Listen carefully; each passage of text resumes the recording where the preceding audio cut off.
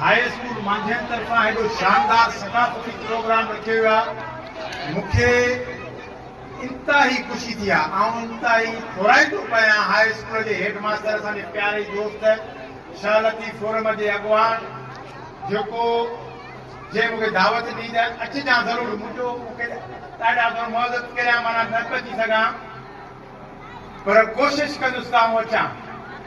सो साईं जे सॾ खे असां वरनायो ऐं अॼु तव्हांजे प्रोग्राम पहुतासीं। हिननि मासूमनि मूंखे यादि कई आहे, मूंखे 1.5 महीनो 2 महीना हिन स्कूल में हिकिड़ो असांजो प्रोग्राम थियो साईं गुलाम मुस्ताबान जे तरफ़ां मेला जो। मुंहिंजी कंडीशन इंतहाई ख़राबु हुई। जिन दोस्तनि ॾिठी जेके आया हुआ, ऐं 2 दफ़ा ICU में वियोसीं। मुंहिंजे माना इंतहाई सीरियस हालत हुई।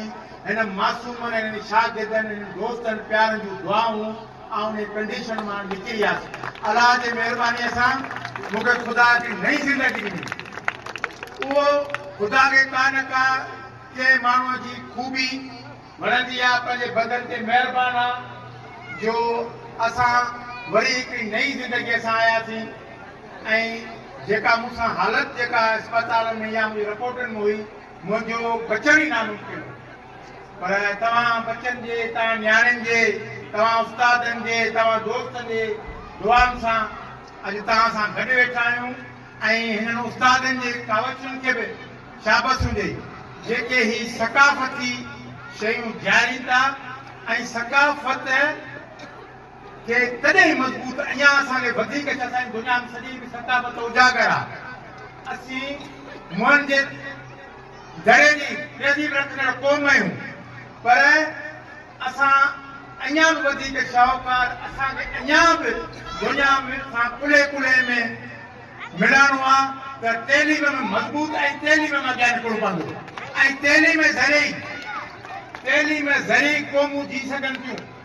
बग़ैर तइलीम जे तरक़ी याफ़्ता क़ौमूं तइलीम जे ज़रिए ऐं तव्हां कंहिं क़ौम खे तबाह करियो चाहे का तलवार हणण जी ज़रूरत न आहे, पर तव्हां हुनजी तइलीम खसियो। पर तव्हां कंहिं क़ौम खे तरक़ी याफ़्ता करियो, अॻिते वधाइण जी कोशिशि करियो, उहा तइलीम आहे। ऐं तइलीम जहिड़ो हथियार मज़बूत ॿियो को आहे ई कोन। ऐं मूंखे पका ही सभु असां हिन स्कूल जा शागिर्द, हिननि उस्तादनि जा शागिर्द असां जॾहिं पढ़ी निकितासीं। इहो साईं अमीर बख़्श, साईं गुलाम अली, साईं गुलाम मुस्तफ़ा